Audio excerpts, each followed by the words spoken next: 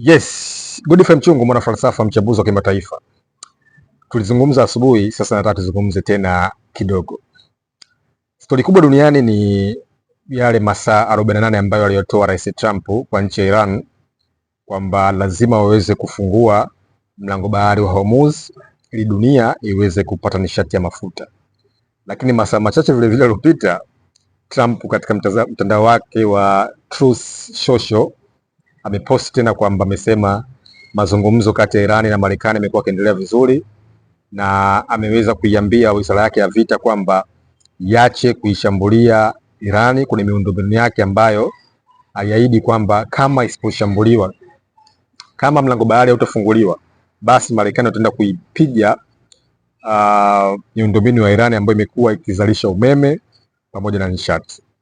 Sasa ukitazama ni kwamba ahadi ambayo aliitoa Trump katika masaa 48 ambayo kimsingi aliyatoa ni kwamba lazima Irani iache kuufunga mlango bahari wa Hormuz. Kama wasipoacha kuufunga na wasipofungua, basi Marekani watapiga miundombinu ya nishati ya Iran.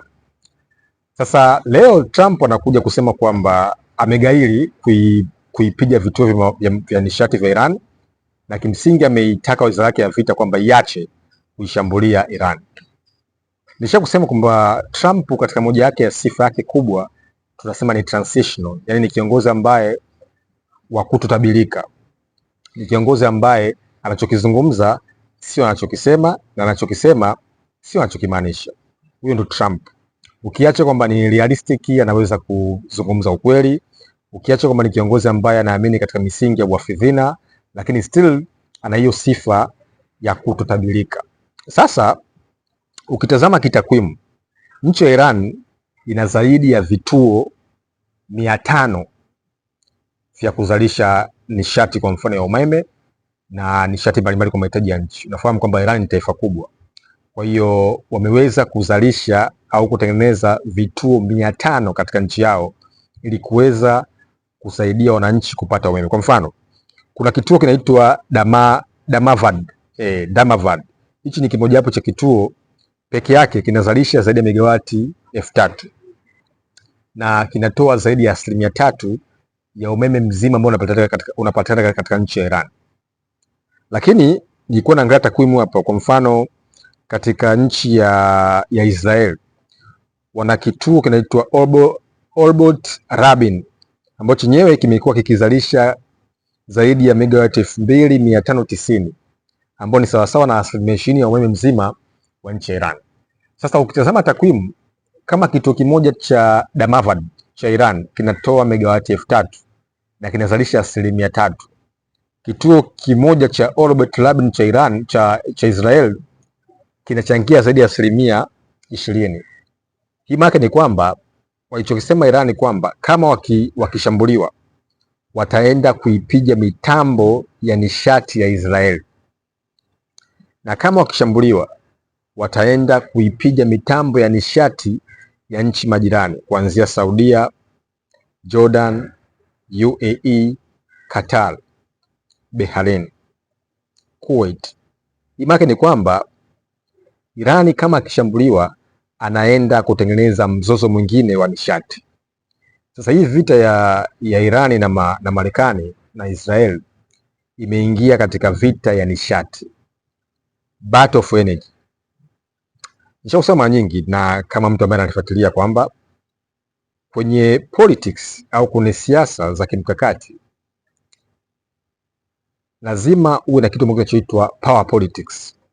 Lazima uweze kuwa na turufu. Unapokuwa na turufu, unakuwa na nguvu ya ulinganisho kwa wengine. Unapokuwa na turufu, unakuwa na nguvu ya maamuzi kwa wengine. Unapokuwa na turufu, unakuwa na uwezo wa kuwa na negotiation power kwa wengine. Hiyo ndio dhana ya power politics. Sasa kwa mfano, sasa hivi dunia inapitia katika mzozo wa mafuta. Dunia inapitia katika mzozo wa mafuta. Lakini kitendo cha Irani kushambuliwa kama alivyosema Trump, ukiacha hii tamko lake ambao amesema sasa hivi kwamba hata ishambuliwa katika siku 5, inakuonyesha kabisa kwamba Iran ana kitu ambacho dunia haina. Juzi tumeshuhudia ameweza kujaribisha kombora katika Diego Garcia zaidi ya kilomita 4000. Hii maana ni kwamba Iran anaweza kuipiga Ulaya, Iran anaweza kuipiga Paris, Iran anaweza kuipiga Geneva. Lakini ukitazama, unapoweza kushambulia kitu kimoja, kwa mfano cha nishati cha Iran ambacho kinachangia 3%, maana ni kwamba hujaenda kuharibu mfumo, kwa sababu ipo hivi, lazima ufahamu kwenye moja ya mkakati wa kusabotage taifa kuna maeneo ya kimbinu tunaita ni strategic location, maeneo ya kimkakati. Ukiweza kuyadhibiti hayo, unakuwa na nguvu, unaweza hata kusabotage taifa kuweza kukaa chini na kufikia kile ambacho wewe unachokihitaji. Maeneo kwa mfano hayo ya nuclear, idara za usalama, za ujasusi, kwa mfano maeneo ya kijeshi, yani maeneo ya kimkakati ambayo yamekuwa yakilengwa kwenye vita vya Iran dhidi ya Marekani pamoja na Israeli.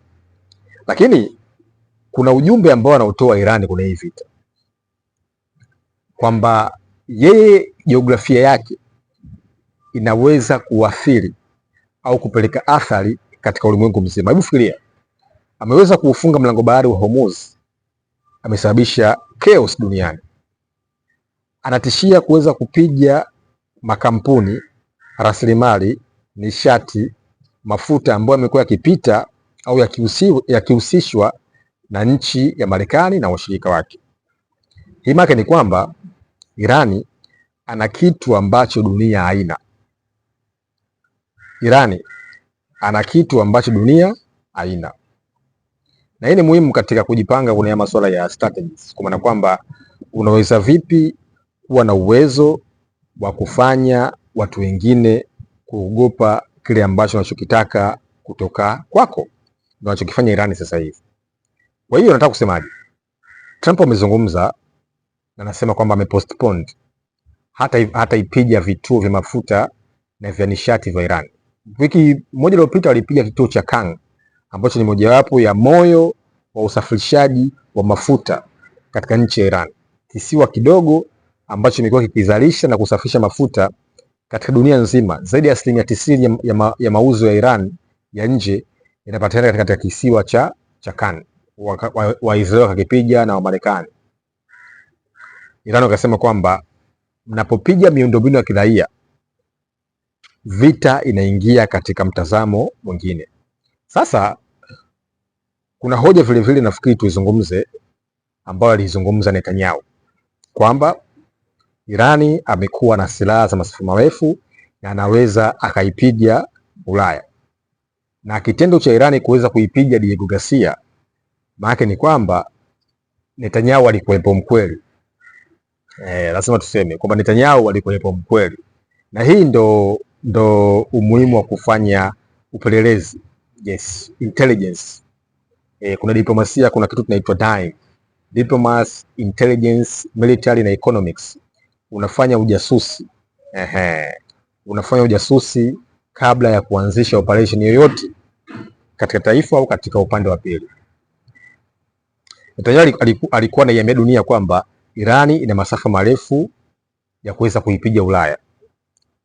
Kitendo cha kupiga zaidi ya kilomita 4000 maana ni kwamba inathibitisha kwamba Netanyahu alikuwa ni mkweli. Lakini mbona mataifa mengine yamekuwa yana silaha za maangamizi? Mbona mataifa mengine yamekuwa yakiendeleza mpango wao wa kujilinda? Tunashuhudia kwa mfano kuna hizo F-15, F-16 na ndege nyingi ambazo zimekuwa zikilinda kwa mfano Israeli, zikilinda kwa mfano Marekani. Kwa nini Irani akiwa na uwezo wa kujilinda kama taifa inakuwa ni shida? Kisha kusema kwamba dunia kuna baadhi ya watu wanawachagulia watu mahali pa kuona uovu. Kuna baadhi ya watu wanawachagulia watu mahali pa kuona uovu. Na kimsingi hicho ambacho kinachoonekana au kinachotokea. Namna gani watu wanaweza kuchaguliwa mahali pa kuona nini? Uovu. Sasa vita imebadilika katika vita ya kuangamiza mpango wa nyuklia vita ya kuangamiza intercontinental ballistic missile na vita ya kuangamiza Shahid na Kamikaze, imeingia vita mpya ya kupiga miundombinu ya kiraia. Unapopiga miundombinu ya kiraia, maana ni kwamba unaenda kusabotage uwezo wa taifa kwenye kujiendesha na kuweza kuhudumia watu wao. Mimi uchambuzi wangu jamani ni wa tofauti kidogo. Mimi uchambuzi wangu ni wa kisomi, kwa sababu mambo mengi mimi nimeyasoma darasani. Kunapozungumza huwa najitahidi kutumia formula ambayo nimesoma darasani. Ndio maana nikizungumza kwa mfano masuala ya negotiation power, ni somo ambalo nimelisoma kuna negotiation. Na nitakuja kuzungumza kuhusu masuala ya BATNA, WATNA, best alternative to negotiation agreement, worst alternative to negotiation agreement. Masuala kwa mfano haya ya kune conflict resolution, ni mambo kimsingi ambayo nimeyasoma. Kwa hiyo ninapozungumza ni tofauti sana wachambuzi wako ambao mwazoea ambao wanazungumza baada ya mtazamo labda wa BBC, wa DW, mtazamo wa kidini. Mimi ni tofauti. Ni mambo mengi ambayo ninazungumza kwa kweli namshukuru Mungu nimeyasoma darasani. Kwa hiyo jambo lote ambalo napolizungumza huwa natumia formula katika kuchambua. Naitwa Godfrey Mchungu, mwana falsafa. Usiache kusubscribe.